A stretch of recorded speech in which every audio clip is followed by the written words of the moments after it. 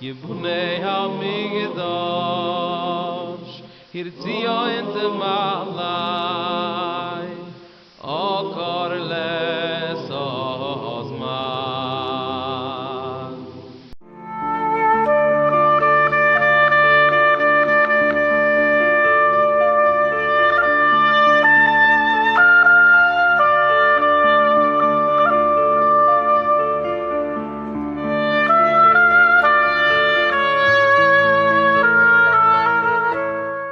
Looking for wisdom that speaks to your heart? Say hello to Rabbi Joseph Kolakowski, the Koblenzer Rebbe. Rabbi Joseph Kolakowski, the Koblenzer Rebbe, brings ancient wisdom to today's world. Each week he dives into the Noam Elimelech, unraveling profound insights from the Parsha. Whether you're deeply versed in Torah study or just beginning your journey, Rabbi Kolakowski's teachings are accessible and inspiring. His unique approach not only sheds light on the text but also offers practical guidance for modern life. So, why not join us and discover the timeless wisdom of the Noam Elimelech?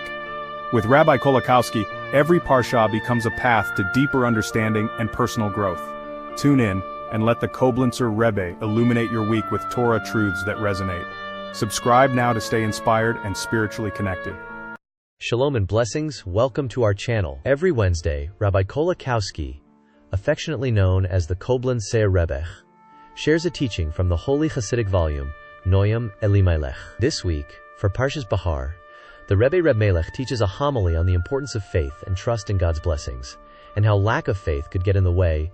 Nonetheless, God always provides and will open new conduits of blessing, even if we are lacking. Let's watch. All right, Bruchim Abayim, welcome everyone. Every Wednesday we try to learn a little bit from the holy Rebbe Rabbi from Lezhensk, Zechusig Elonim Kol Amen. This week's Parshas Behar and Bechukosai, we conclude the book of Leviticus. And in Parshas Behar, in the book of Leviticus, chapter 25, verses 20 and 21, we read as follows. And if you're going to say, you're going to ask, what are we going to eat in this seventh year if we observe the sabbatical? Verse 20 says, and I will command my blessing unto you. So Hasidic Rebbe Rabbi brings b'shem Achi Achosim Meforsim. He brings in the name of his holy brother, the Rebbe Rabbi Zisha, the Rebbe Rabbi Zisha van Napoli, his famous, very pious brother. The Torah here goes out of its normal way. The way that we find in the Torah is very different here. Scripture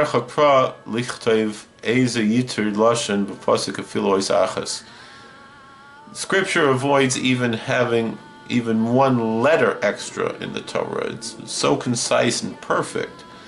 And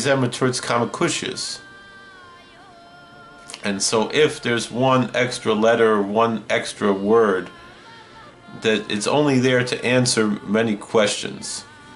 The question there is already answered. The question is not asked, it's only given there. So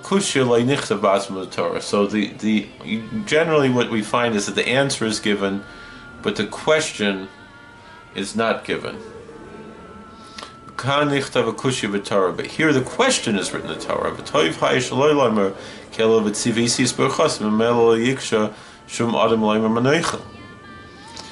So it should have been sufficient just to say that I will command my blessing, and there wouldn't be any need for a question. Why here do we have a question? That doesn't seem to be necessary. Venera, and it appears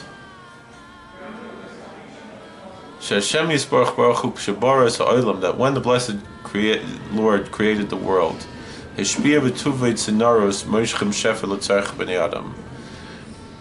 He poured down from his goodness pipes to draw down that energy to fulfill the needs of human beings, to fulfill human needs. So the way of this energy is that it never ends. But unless a person falls from his spiritual level, and he has no trust or faith in the blessed Creator, the true one who provides the one who feeds and gives prosperity to all the creatures without any end, without any stopping at all, without any ceasing. Was oisad mahu b'machshavtei hahu asher le'metoyer pagam chalil b'namos aloyayin. But if a person has this lack of faith, then with this impure thought, he damages, God forbid, the higher worlds. And he weakens the power of all the heavenly hosts, all the angels, the family in heaven above. May God rescue us from such a thing. And then, God forbid, that energy, that downpouring of blessing is stopped. So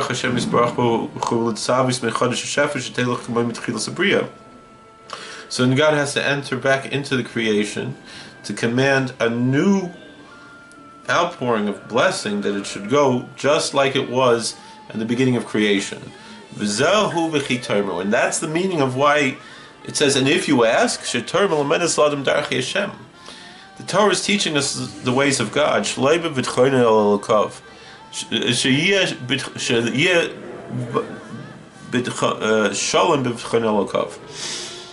That if a person wants to follow God in the proper way, then his trust in God should be perfect. The Torah teaches us that if a person, he has to have perfect faith. He should never ask a question, what am I going to eat? Because if God forbid he falls down from his trust to ask and think, what am I going to eat? That is damaging the outpouring of the blessing. And now, from heaven, they have to start again to give that new blessing. And that's what it says. And if you ask, when you ask such a thing, and you're going to make me be bothered that I have to command it again, you shouldn't conduct yourself in such a way. You should trust in the Lord with all your heart. And then the outpouring blessing will come down without any stopping. You'll never lack anything in it. And so that's the answer we have here. The blessing will only have to be commanded when you have that lack of faith to ask the question. But if you don't ask the question, it's going to be fine.